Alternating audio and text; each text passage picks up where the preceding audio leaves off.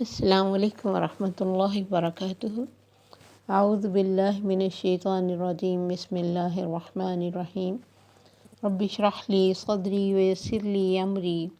واحلل عقدۃ من لسانی یفقہوا قولی رب زدنی علما اللہم فقہنا فی الدین۔ آج کا لیسن آیت نمبر 12 سے آیت نمبر 13 تک جائے گا۔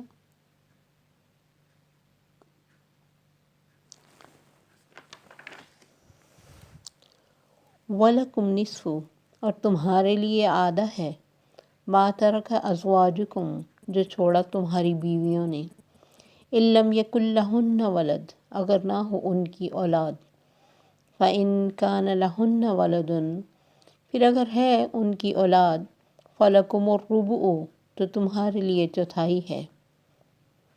مِمَّا تَرَكْنَا، اس میں سے جو وہ چھوڑ جائیں، مِن بَعْدِ وَصِيَّةٍ، بعد وصیت کے،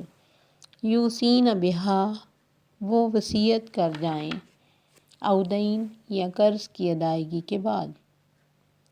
وَلَهُنَّ الرُّبُعُ، اور ان کے لیے چوتھا حصہ ہے،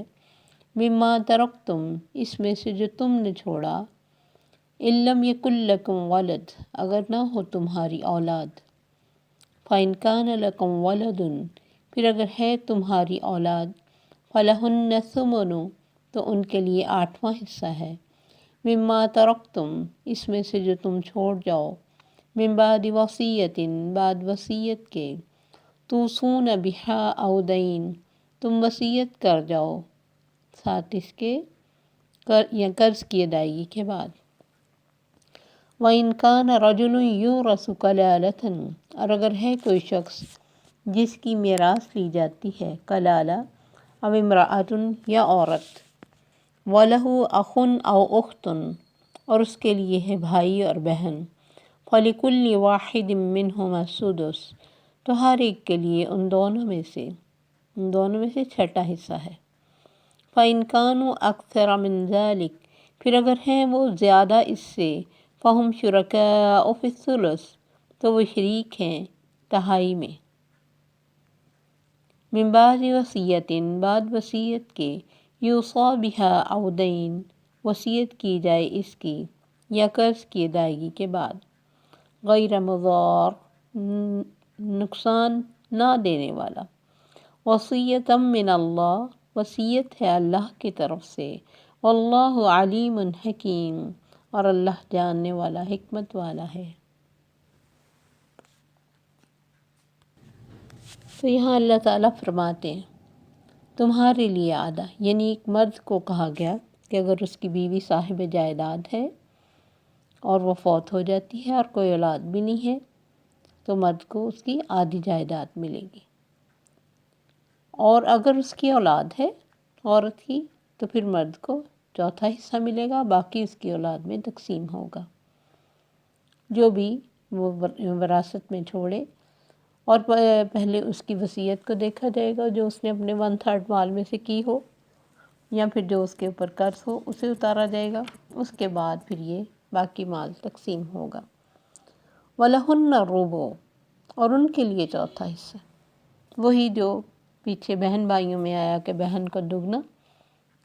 بہن کو سنگل اور بھائی کو دگنا، اسی طرح یہاں بیوی کے لیے بھی کم رکھا گیا، کیونکہ یہ اللہ کی حکمت ہے، مرد کو مال کی اس کی معاشی ذمہ داریاں زیادہ ہیں، اور جب یہ احکام آئے تو عورت کی کوئی حیثیت نہیں تھی، اس میں یہ بھی انقلاب تھا، یہ حقوق اللہ نے دلوائے ہیں، اور اس میں اللہ ہی کی حکمتیں ہیں۔ تو عورتوں کو چوتھا حصہ ملے گا، اگر میاں کی مطلب ان کی اولاد نہیں ہے تو عورت کو شوہر کی جائیداد میں سے چوتھا حصہ ملے گا،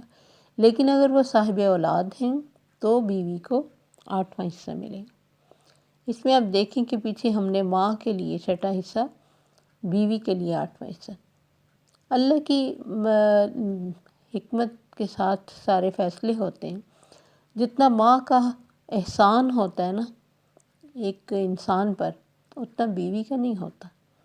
ٹھیک ہے اس کے بچوں کی ماں ہوتی ہے سب کچھ، لیکن اللہ نے ماں کا حق اس ٹائم پہ وراثت میں بیوی سے زیادہ رکھا، تو اس لیے اللہ نے فرمایا ان کو 8واں ملے گا اس میں سے جو تم نے چھوڑا، وصیت کے بعد جو تم وصیت کر جاؤ یا قرض کی ادائیگی کے بعد۔ اب کوئی یہ کہے کہ لو یہ بڈھی ماں، اس کو کیا چاہیے جائیداد میں سے، اور کیا ضرورت ہے، کیوں دینا ہے، معافی کرتے تو بھلا کیا ضرورت ہے، اس عمر میں اس نے کیا لینا ہے۔ تو یہ اللہ کی باتوں میں کیل و کال وہ کرتا ہے جو شیطان کا ساتھی ہوتا ہے۔ اس کے بعد اللہ فرماتے وَإِنْ كَانَ رَجُلٌ يُورَثُ كَلَالَةً أَوِ امْرَأَةٌ، اگر کوئی ایسا انسان ہے جس کی میراث تقسیم ہو رہی ہے اور وہ کلالہ ہے۔ کلالہ کا مطلب ہے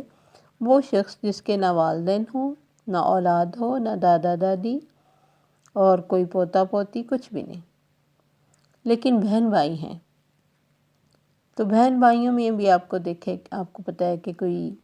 باپ کی طرف سے سگا ہوتا ہے، کوئی ماں کی طرف سے سگا ہوتا ہے، کوئی دونوں کی طرف سے صحیح بہن بھائی ہوتے ہیں، تو اس کے مطابق پھر علماء سے پوچھ کے تقسیم ہوگی۔ یہاں اللہ فرماتے اس کا بھائی اور بہن ہے تو ہر ایک کو ان میں سے 6 ملے گا، لیکن اگر ایک بہن بھائی کی بجائے زیادہ ہیں تو پھر وہ تیسرے حصے میں جا کے شریک ہوں گے سب، اور جو بھی اس کے بعد وصیت اور قرض کی ادائیگی، غیر مضار، کسی کو بھی تکلیف نہ دی جائے۔ اب تکلیف یہ ہے کہ میت 1/3 سے زیادہ کی وصیت کر دے، جان بوجھ کے کرے یا اسے پتہ نہ ہو، جس سے وارثوں کو نقصان پہنچے، تو ایسی وصیت کی جیسے میں نے بتایا کہ اصلاح کر دینی چاہیے، کہ اس کو اگر نہیں مرنے والے کو سمجھ تھی یا اس سے کسی نے پریشرائز کر کے کچھ لکھوا لیے، تو اس کو ایز اٹ از اس کی وصیت سمجھ کے نہیں تقسیم کرنا چاہیے، اللہ کا حکم سمجھ کے ہر کام کو کرنا چاہیے تاکہ ورثاء کو نقصان نہ ہو۔ اسی طرح میت مرتے وقت کسی فرضی قسم کے قرضہ کا اقرار کر جائے تو وہ قرض لینے والے کو مطلب نقصان پہنچا سکتا ہے، یعنی میں نے فلاں کا دینا ہے یا فلاں سے لینا ہے، اس طرح کی کوئی بات کوئی غلطی سے وہ کر جائے تو اس سے بھی کسی کو نقصان ہو سکتا ہے۔ اس لیے اللہ تعالیٰ نے تمام باتوں کے آخر میں فرمایا کہ غیر مضار، کچھ بھی کسی کو تکلیف نہ دی جائے، صرف میت کی وصیت کو دیکھتے ہوئے جو صحیح احکام ہوں اس پر عمل کیا جائے۔ اس لیے اللہ نے فرمایا وصیۃ من اللہ، یہ اللہ کی طرف سے تمہیں وصیت ہے۔ واللہ علیم حکیم، اور اللہ جاننے والا، حکمت والا، علم والا، حلیم، علیم حلیم، تحمل والا، حلم والا، بردبار ہے۔ اسے پتہ ہے کہ کیسے، کس کو، کتنا، کب دینا چاہیے۔ میرا خیال 2 آیات میں مزید کر دیتی کیونکہ ان کی بہت ڈیٹیل نہیں ہے، احکامات ہیں۔ تلک حدود اللہ، یہ اللہ کی حدیں ہیں۔ ومن یطع اللہ ورسولہ، اور جو اطاعت کرے گا اللہ اور اس کے رسول کی، یدخلہ جنات، داخل ہوگا وہ جنت میں، تجری من تحتها الانہار، اس کے نیچے نہریں بہ رہی ہیں، خالدین فیہا، ہمیشہ رہے گا اس میں، وذالک الفوز العظیم، یہ ہے بڑی کامیابی۔ تو اللہ فرماتے یہ اللہ کی حدود ہیں۔ ویسے تو یہاں میراث کے احکام بیان ہو رہے ہیں، مگر یہ حکم عام بھی ہے کہ احکام کوئی بھی ہو، یتیم کے متعلق ہو، عورتوں کے متعلق ہو، اور کسی بھی معاملے سے تعلق رکھتا ہو، وصیت کے متعلق ہو، کچھ بھی ہو، جو بھی اللہ کی باؤنڈریز کو کراس کرے گا اس کے لیے جہنم ہے، اور جو اللہ کے حکموں کے مطابق عمل کرے گا اس کے لیے جنت ہے۔ تو یہ دونوں چیزیں اللہ نے ان 2 آیات میں ہمیں بتا دی کہ جو اللہ اور رسول کی اطاعت کرے، ان حدود کو نافذ کرے، چاہے اس کے دل کو اچھی لگتی ہوں نہ لگتی ہوں، اس کو ان کی لاجک سمجھ آتی ہو نہ آتی ہو، صرف اللہ کا حکم سمجھ کر ان کو نافذ کرے خوش دلی سے، تو اللہ فرماتے ہیں ان کو ہم جنتوں میں داخل کریں گے، جس میں نہریں بہتی، اس میں ہمیشہ رہیں گے۔ اور یاد رکھو یہ ہے بڑی کامیابی، دنیا کا کچھ مال ہتھیا لینا، بچا لینا، اللہ کے حکم کو پیچھے پھینک کر اپنی مرضی چلا لینا کوئی کامیابی نہیں، یہ دنیا کا سب دھوکہ ہے۔ کامیابی وہ ہے کہ جس نے اللہ کے حکم کے مطابق اپنی زندگی کو اور اپنی زندگی کے فیصلوں کو نافذ کیا اور وہ دل کی خوشی کو پیچھے پھینکا اور اللہ کے حکم کو آگے رکھا، یہی ہے قرآن کو آگے رکھنا،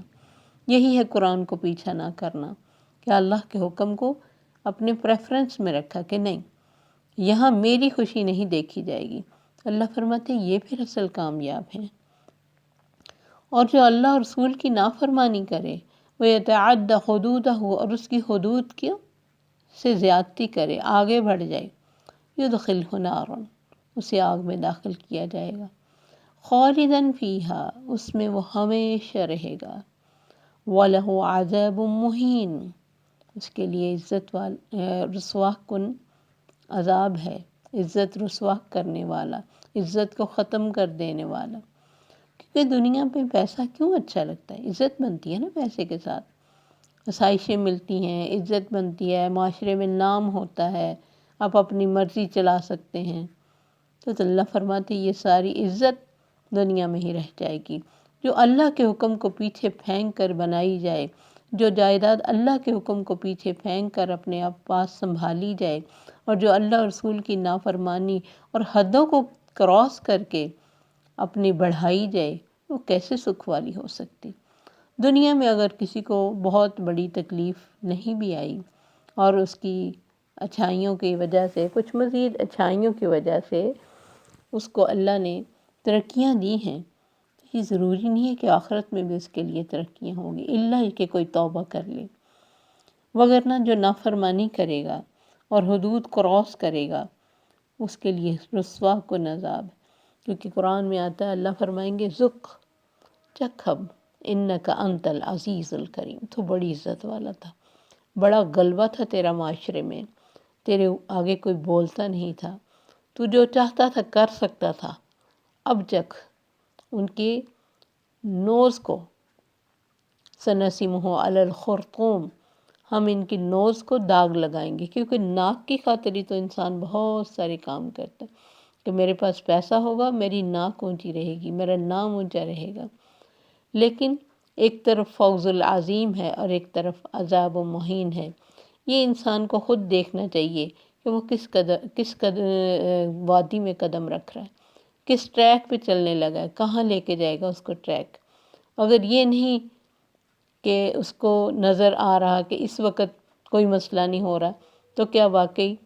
آخر جو منزل ہے اس میں بھی کوئی مسئلہ نہیں؟ یہ انسان خود کو خود دیکھے اور اس پہ غور و فکر کرے، اور آخرت کے معاملے کو کبھی بھی چھوٹا نہیں سمجھنا چاہیے۔ دنیا میں ایک بھاگ دوڑ لگی ہوئی ہے ہر انسان کے، اور انسان اس ٹریک پہ چل پڑتا ہے کہ لوگ بھاگ رہے ہیں، میں نہیں بھاگوں گا تو پیچھے رہ جاؤں گا، یا میں لوگ بھاگ رہے ہیں ان کو تو کچھ نہیں ہو رہا تو مجھے کیا ہوگا، تو میں بھی اس دوڑ میں لگ جاتا ہوں، اور بے شمار وہ مثالیں انسان ڈھونڈتا ہے جس میں اس کو اس دوڑ میں چلنے کی لاجک نظر آ جاتی ہے کہ واقعی مجھے دوڑ لینا چاہیے، کوئی مسئلہ، جو بھی ادھر دوڑے ہیں انہیں کوئی نقصان نہیں ہوا۔ تو یہ ضروری نہیں ہے کہ انسان کو جو نظر آتا ہے وہی حقیقت ہو، حقیقت وہ ہوگی جو اللہ نے فرمائی، جو اللہ نے بتائی، جس کے لیے اس نے ہمیں وارن کیا۔ اس وجہ سے یہ بڑی